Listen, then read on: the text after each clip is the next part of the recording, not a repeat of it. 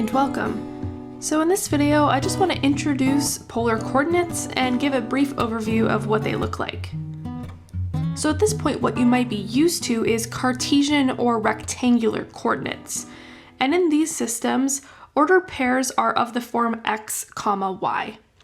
So we use the words Cartesian and rectangular interchangeably, and they mean the same thing, which is that we have an x-axis and a y-axis, and we make this into a little grid where our points lie on that grid as an x-y pair. So we'd have a point, it looks like xy, it has an x-coordinate and a y-coordinate. So we call this a coordinate system. It's just one way we can orient ourselves with these ordered pairs. But there are other systems, and we're going to learn about the polar coordinate system today.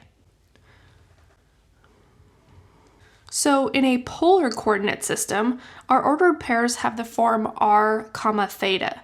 So instead of an x, y, we have an r and a theta. And so r here is the distance from the origin, which is where the axes intersect.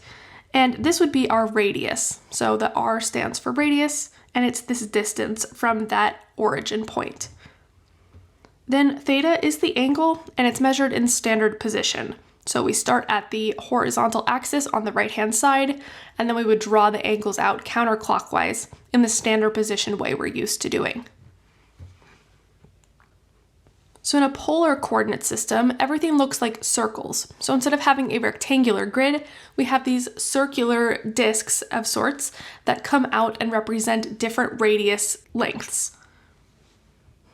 So on my axes here, I have this origin point where they intersect, and then I have these different circles that represent as we go out to further radii. So if you imagine a point, it would have an r and a theta coordinate. And so r would be the radius, it's the distance from the origin to the point, and then we would draw the angle, which is theta. So this is basically just a way to formalize how we've been drawing angles, and instead of talking about the x, y coordinates of the point, we also want to start writing the points as r, theta, which is just a different way to hold information about where the point is. So instead of me telling you the x, y, maybe all I really want you to know is the radius and the theta. Maybe that's the important information here. So the different coordinate system just allows us to hold different information and to visualize things slightly differently. So let's practice plotting some points with polar coordinates. So let's plot the polar points 3 pi over 6, 2 pi, and -4, 3 pi over 4.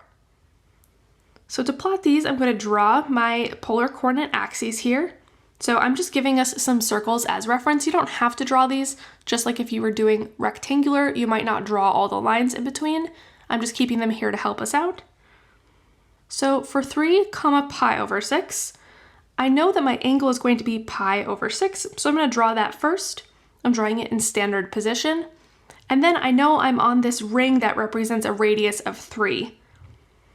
So the distance from the origin to this point is 3, and so this is my point, 3 pi over 6. All right, for our second point, we have 2, pi. So I know my angle is going to be pi, and I'm going to be on the circle with radius 2, so I'm out at 2 here. Okay, then lastly, we have -4, 3 pi over 4. So I know this is going to be the 3 pi over 4 angle, which is here in quadrant 2. And then I have -4 as my radius. So this is a little unusual. We don't normally see this, but just in case you do, this -4, we're not going to put it in the direction of the angle at radius 4. We're actually going to go backward along the angle. So I'm going to draw this angle back into quadrant 4, and then we're going to put the point at the circle with radius 4, but in that other quadrant.